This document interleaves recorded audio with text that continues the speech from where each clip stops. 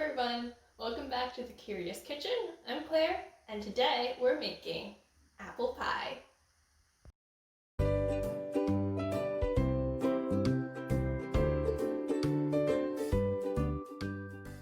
Okay, so I got up really early this morning before the videographer, and I sliced up my apples, tossed them with a mix of white and brown sugars, and I set them in this colander over a bowl. It's been about 2 hours, and I've been letting the liquid drain out from the apples, and we're gonna let this go for at least an hour more. But to explain why this is the secret to a really crunchy, thick, and flavorful apple pie filling, I built a fort out of cardboard boxes. Okay, bear with me here. We're gonna talk about how this is basically a representation of this apple. So let's peel back the skin and take a closer look. Okay, so these boxes are the structure of the apple. All plants have what are called cell walls that basically stack on top of each other to form the three-dimensional structure. Now within each cell wall, we have a cell.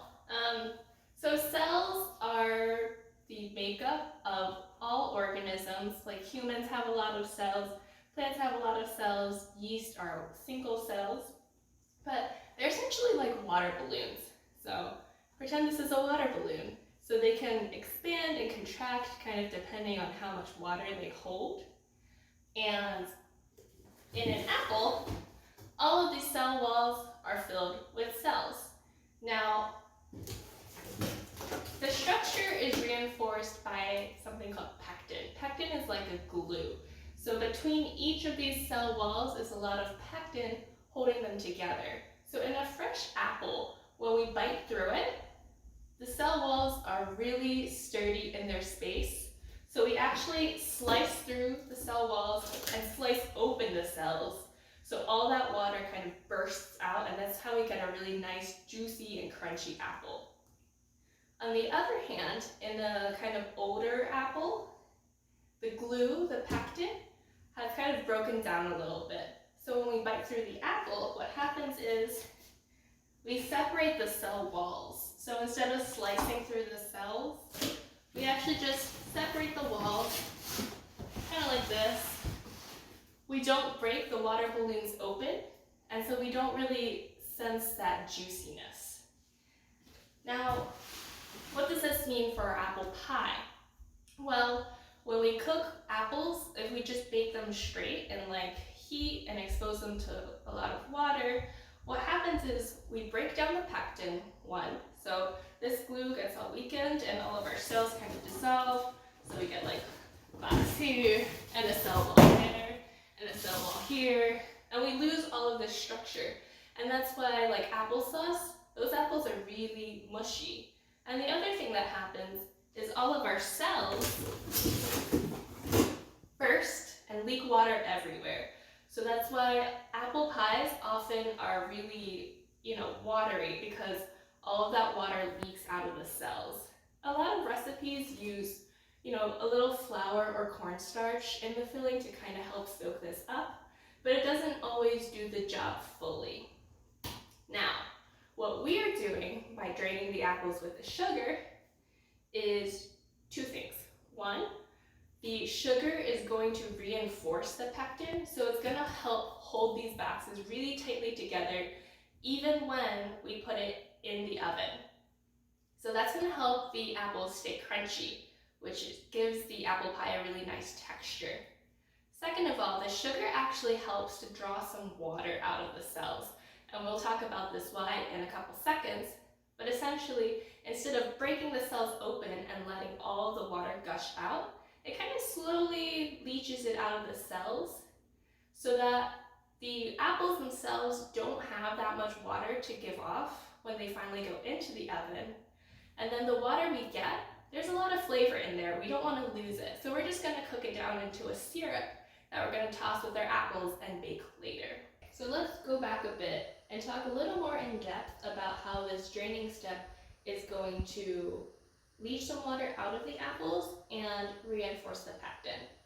So think about a cup of water and think about putting like a couple drops of food coloring in, right? If we stir it, the whole thing becomes, red or green or whatever pretty quickly.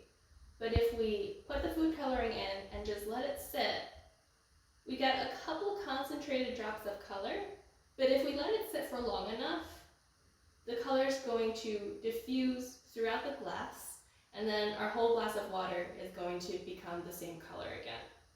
So this process is called diffusion, and it happens everywhere around us. It's how molecules kind of spread out to even their distribution in a space. So how does this work in our apples? Well, we have our apple slices, which are really watery and wet, and we mix them with our sugar, which is pretty dry. Now, the water inside the apples is like, hey, it's really dry out there. I really think we should kind of spread out and balance ourselves out a little bit. So they beat the apple to moisten the sugar, and that's how we're going to collect the water from the apples. The sugar on the outside can do the same thing. It says, hey, it's really wet in that apple, and it's really dry out here. I think we can balance ourselves out. So the sugar dissolves in some of the water that's coming out, and now it can migrate into the apple where it can reinforce our pectin. Now how it does that is the pectin glue that's holding all these cell walls together, with enough heat and water, it'll kind of dissolve and break apart.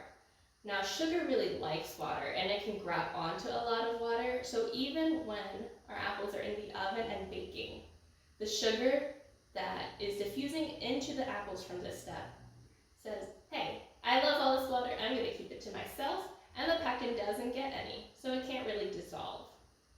And the water that we kind of slowly pulled out during this draining step is no longer in the cells. So even when the cells get really hot and they would normally burst and leak water everywhere, even if they burst, they don't have much water to give off. So our filling is going to remain pretty dry and thick. So let's go see how this is working out in real life in our apples and continue with the recipe. All right, our apples have been sitting here for about 3 hours. So I'm going to lift the colander and you can see we've gotten a lot of liquid from these guys. And the apples themselves are still pretty stiff, but they're a little floppy actually because they've lost a little water. And I just had one, but they are still crunchy, still fairly juicy, very delicious. So the next step for these apples is to make the syrup from the juices, but before I do that, we're actually going to roll out the pie crust. Okay, I just pulled my pie dough out of the refrigerator and we're going to get started rolling it. A couple things to keep in mind while we do this. One, you always want your pie crust to stay cold. We want our butter to stay solid so that when it goes into the oven, it can melt and create those really nice flakes that we talked about in the pie crust video from last time. Secondly, remember that we tried to minimize the gluten development in this crust, but there still is some gluten in there. And gluten is elastic, which means at a certain point, if we stretch it too much, it's just going to contract back into its original state. And that's actually why pie crust shrinks sometimes, is because the gluten is too strong and it'll just kind of pull the dough back in on itself. To prevent that from happening, we need to give the gluten time to rest before we bake it. So that's why I'm doing this before I do the rest of my filling, so I can pop this back in the fridge to stay cold and also rest before we bake the pie. So let's get rolling.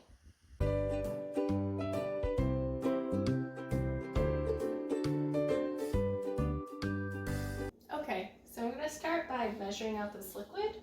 You want about a cup, and if there's not enough, we can always fill it up with water or apple juice or something. I usually do get about a cup. And I'm just going to bring this to a boil. And in the meantime, I'm going to whisk together my cornstarch and water so that it is well dispersed when it hits this liquid and doesn't clump up. All right, so our juices, our apple water is boiling. I'm just going to add my cornstarch. And this cornstarch is going to thicken our liquid into a nice syrup for our apples. Okay, and now that our cornstarch liquid has come to a boil, I'm going to add some salt and sugar and stir that in.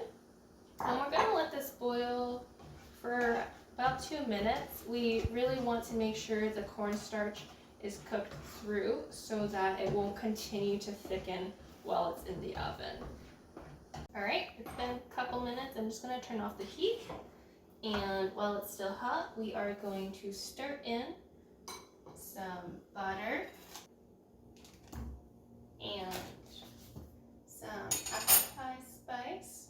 I find that I need much less spice for this recipe because the apple flavor becomes so concentrated. But I'm just gonna stir these in. Let's get the butter melted. And then after this, we're going to toss the apples in and let it cool.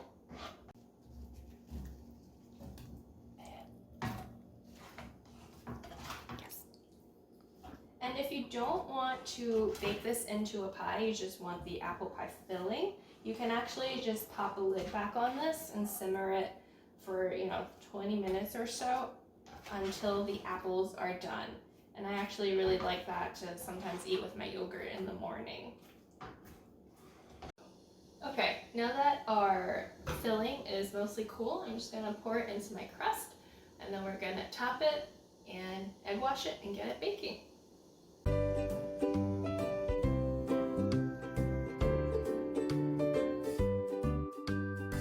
All right, I pulled our pie out of the oven.